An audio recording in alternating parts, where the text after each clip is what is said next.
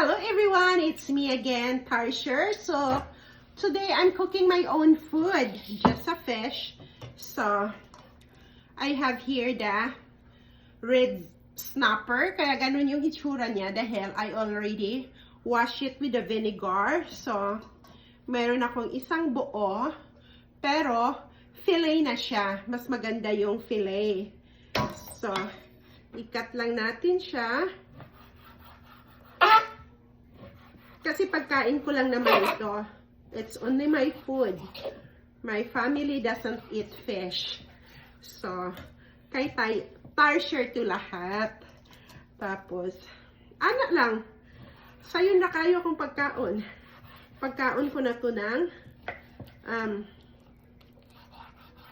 my food for 3 days. So, paksiw. Pero yung paksiw ko, inununan sa Bisaya. Pero sa ako may iba yung ano ko. Iba yung paksiw ko kasi iba yung gulay ang gamit ko. So, una muna ay bawang, ahos. And as I said, this is my version. So, maraming bawang, mas masarap. And then, ang dami ng bawang. If you can see it. Tapos, luya. So, ganito lang yung slice ng luya ko. So, nasa sa inyo yun.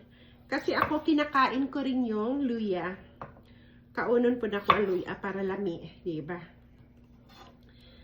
So, i-slice ko lang ng maliliit. Ganyan. Hindi makakilos ng mabilis si Tarsher dahil nga mahaba yung nails. Sa kaartihan ni Tarsher. So, ganyan lang siya. Tapos yung isda, mamaya na yan kasi ayaw kong madurog dahil nga fillet siya. So, lemon. Nasa sa inyo yun kung lagyan nyo ng lemon or lime. Ako, nilalagyan ko ng lemon. Ini-slice ko lang or anong available ko. So, lemon kasi yung available ko. So, lemon ang ilalagay ko. And besides, this is only my food. Ang pamilya ko ay hindi kumakain ito. So, dyan.